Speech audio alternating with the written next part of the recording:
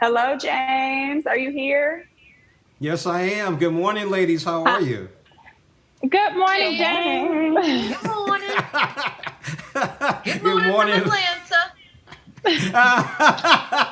And I'm from St. Louis. I'm from the Big Lou, so I would love to be in Atlanta right now because it is definitely cold in St. Louis right now. Oh, I bet. Uh, Sorry. th- yeah, I'm sorry too. Today I'm here with three of the six powerful black businesswomen who are part of the new own Oprah Winfrey Network unscripted series, Ladies Who List Atlanta. Today I have Tiana, Tiffany, and Robin.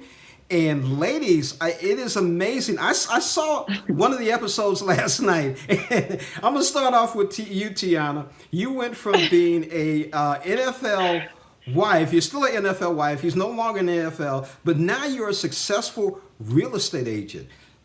How's that going? Yes, it's going well. I have no complaints. I can't complain at all. We have, my husband, my family, and I have experienced some really low points, but some very nice high points. So we take it all in as a part of our journey. And so I can't complain. I am enjoying my life and this real estate journey, especially with Ladies Who List.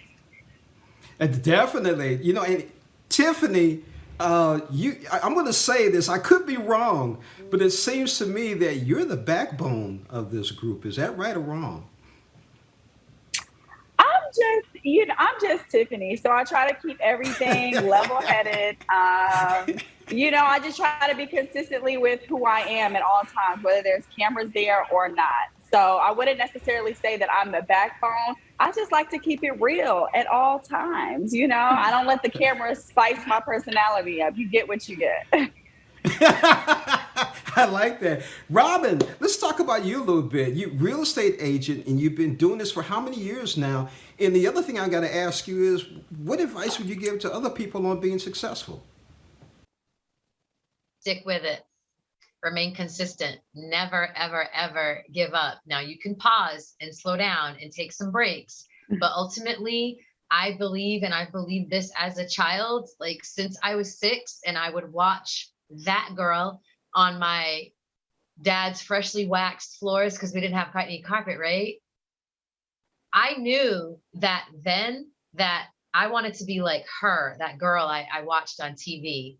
And so I remained consistent and diligent through all of the obstacles that were ahead of me. Some I didn't know about, some I created. Um, but I definitely am on a journey to here.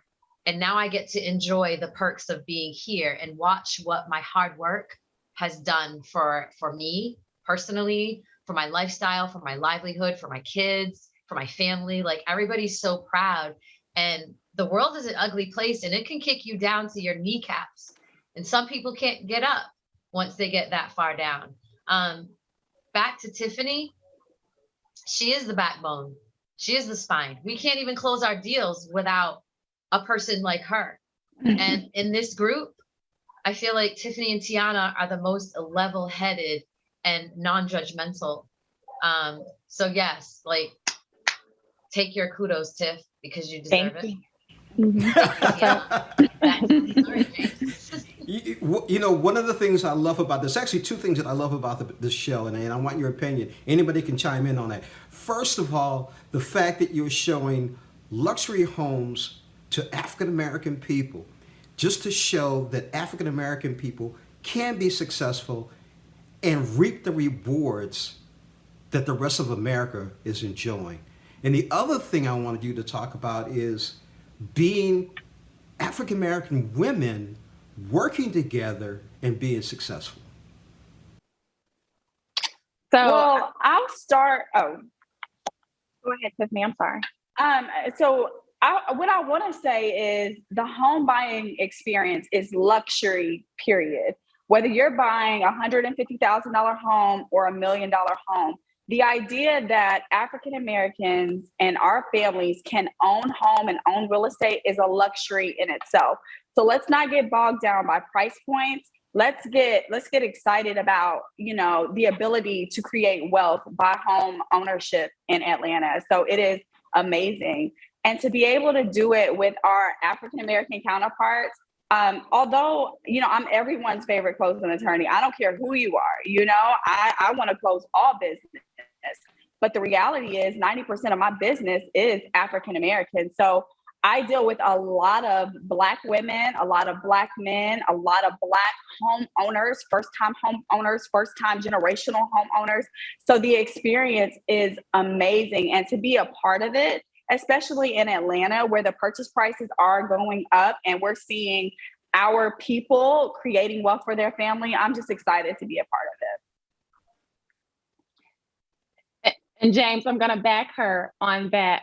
Tiffany is absolutely right. It's the partnerships that we have with alliance partners like the Halls Law Firm that help us execute the dreams that so many of these, home buyers and dreamers have.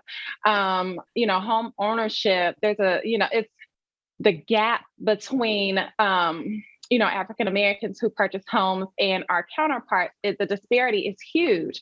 So to have to be in the midst of the process, and not just as real estate professionals, but to work with developers, to work with minority architects, to work with, engineers and people who are in different roles, who have taken different avenues in real estate. It's pretty phenomenal. And it just shows you or gives you a great outlook on the culture that exists in the Atlanta market.